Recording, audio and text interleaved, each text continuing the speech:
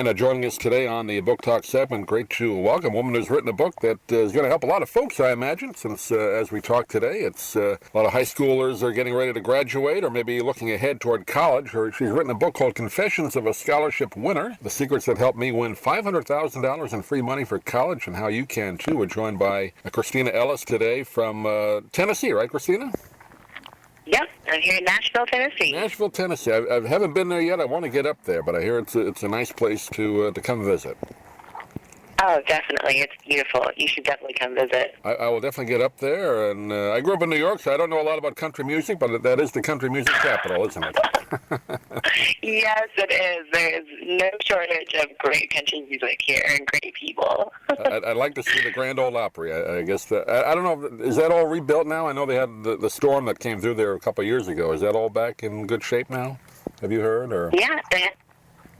We've been there several times since. I actually had a really good friend that just played on the Grand Ole Opry a few weeks ago. So Great. It's beautiful. It's back ready to go, and the mall is open as well as the hotel. So it's all good. Well, I will get up there. But we're not here to talk about Nashville. We're here to talk about your book. And as I mentioned, this time of year, as we tape it today, I know seniors in high school probably should have already had this done, but probably juniors in high school looking ahead toward college, and they say, well, how am I going to pay for it? And I guess you had a similar story growing up, just reading through the book. You really didn't have any money to go to college with, and you had to kind of do this on your own, right, to find the money available. I did. My dad passed away when I was 3 years old. When I was 7, he got diagnosed with cancer whenever I was 3.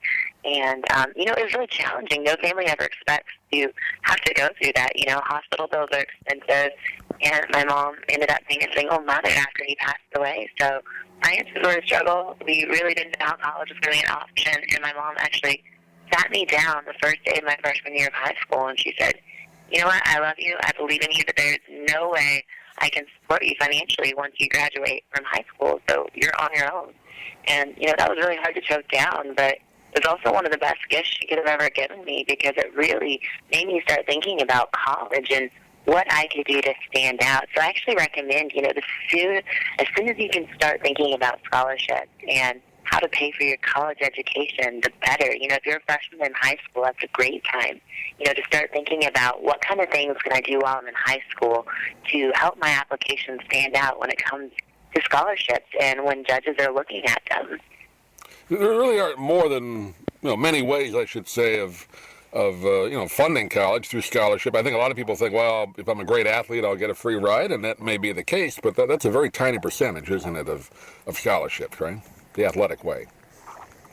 Yeah, athletic scholarships are competitive, and there are over 1.5 million separate awards given every year for all sorts of reasons. So I encourage people to not just get focused on athletics, but look around for all the different scholarships that are out there. Even if your interests aren't common, even if you're not the perfect student, there are scholarships out there given away for nearly everything. There are zombie apocalypse scholarships. There are scholarships for being tall, for being short, for golfing. I mean, literally almost everything you can think of, there's likely a scholarship for it. So keep your options open and keep your perspective open and keep looking for scholarships that fit you and you have a great chance of standing out in.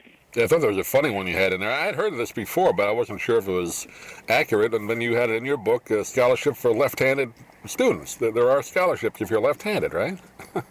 There are. Which I thought was strange, Yeah. But I guess somebody put money in a fund that was left-handed, I suppose, right? That wanted to do that? They did, yeah. They wanted to help students who were left-handed. That's the primary qualifier for the scholarship. So if you are a lefty, you can get free money for college. This scholarship. Oh, why not? You can learn to maybe learn with the other hand and fake it, right? Oh gosh, I don't know about that. We won't do that, but I guess the point is, there's a lot of scholarships, and not necessarily one is going to pay for everything. You can apply for multiple. Maybe one is only $500 a year, but every little bit helps, right? I think you make that point in the book. It's not just one source of money. There's many that you could go for. Definitely. Those scholarships, even if they're smaller scholarships for $500 or $1,000, it's still a lot of money, and that's money that adds up and that you don't have to pay back or take out student loans for. And actually, I encourage students to apply to a lot of scholarships, even if you are a fantastic applicant and you have exactly what most scholarship programs are looking for, you will still probably be rejected for a few programs, maybe even several. I've talked to several scholarship winners who, like myself, won more than enough money for college. But even with that, they got rejected by a few programs. There's competition, and even if you are a great student and exactly what they're looking for in most scholarships, you may just happen to get passed over in one scholarship. But if you've applied to several scholarships, then, like me, I still won $500,000. I got rejected for some, but I got $500,000, which was more than enough to pay for my education. So I encourage students to definitely put themselves out there. Don't be afraid. Don't be nervous that you're going to get rejected. Put yourself out there and increase your chances of winning scholarships. What is the best way to start? Is I guess online now is probably so much information there, but I guess maybe your high school, if they still call it guidance counselor, I guess they would have information as well. But a lot of it you can do your own research, right, online? Yeah, well, first of all, one of the biggest reasons I wrote this book was to give students a roadmap for how to do this whole process. There's a lot of details in the process. You've got to learn about financial aid and how that whole system works within the college. You've got to learn about how to fill out an application. What kind of things make the judges notice your application and help you stand out. How do you do a scholarship interview? How do you create your resume? How do you get the best recommendation letters? I explain all of that in the book, and I really give students a roadmap to help walk them through that whole process. And then when it comes time to look for scholarships and figure out what scholarships fit you, there are several ways to do that. I recommend books.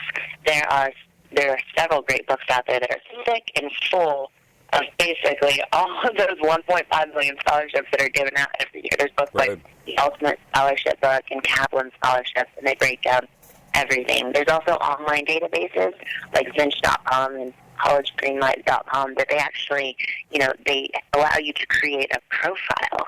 And in that profile, you can put different qualifiers that you have, different things about your background, and they'll match you with scholarships that fit you in particular. There's also your high school guidance counselor. Be on the lookout for flyers posted around your school, and look around for alumni that have won scholarships within your school. And also, a lot of colleges and universities, they have a website they have web pages specifically within their websites that are dedicated just to scholarships.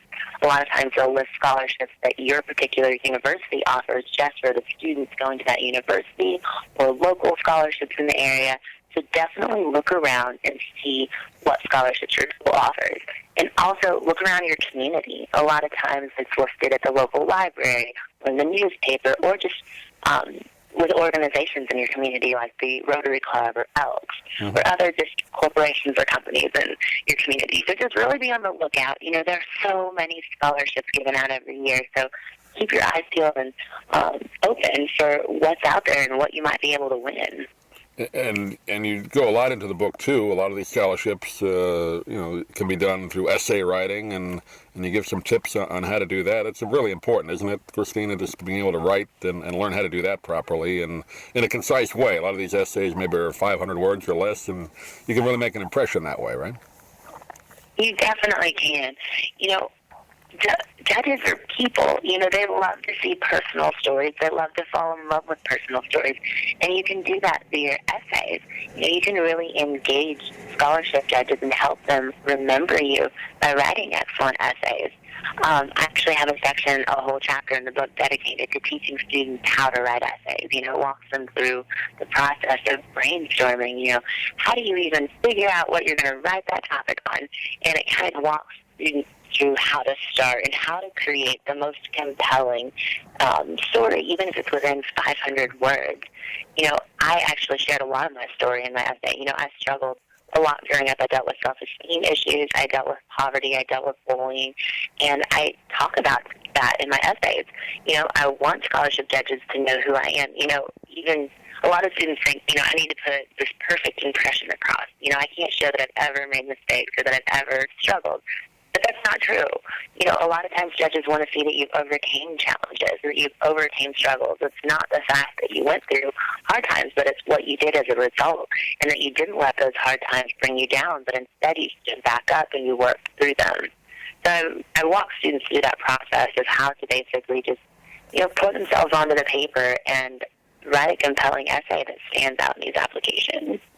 And you also tell stories in the book too about you did the Miss Teen USA competition, which also provides some scholarship money, and you also did some gymnastics as well that helped you, right, in college. Didn't that give you some help as well? I did do gymnastics, and I did Miss Teen USA. That definitely helped. I talk about how in applications they love to see extracurriculars activities that you're involved in, and those were some of the activities that really helped me stand out. And I talk with students about the concept of range and intensity, basically getting involved in, it's great to be involved in several different activities, but it's also great to be involved with activities that you really commit to and you start to achieve things within. So, those were activities that were really great for me, and each student can find things that are great for them. A lot of students think that, I have to do these specific, boring, scholarly activities if I want to win scholarships, but that's not true at all. Students can do things that they really love and that they enjoy, and they can stand out in the scholarship application process. If you love sports, or if you love volunteering, or even if you just love video games, you can create opportunities around that shows scholar qualities like leadership and character and teamwork, volunteerism, and work ethic that scholarship judges love and can really help you stand out in the process.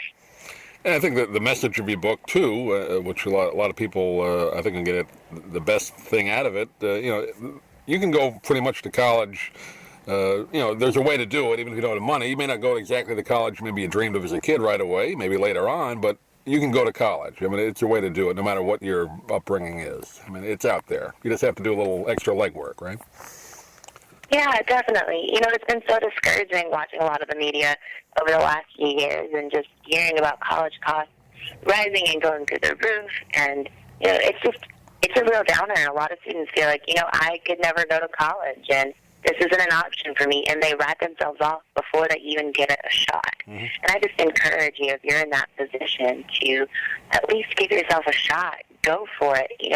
I am a student who could have easily given up and not gone to college. I had so many different things working against me and making me feel like there is no way that was possible for me. But I'm so glad that I pushed through anyways, because college did become a reality for me, and it really changed my life. So I just encourage, if you're in that position and you just don't feel like there's hope, give yourself a try, invest in yourself, and don't give up. Just give it a shot and keep going. Yeah, great information in the book called Confessions of a Scholarship Winner. We've been talking with Kristine Ellis today. And excuse me, Kristine, do you have a website to get a hold of the book or get a hold of you if they like?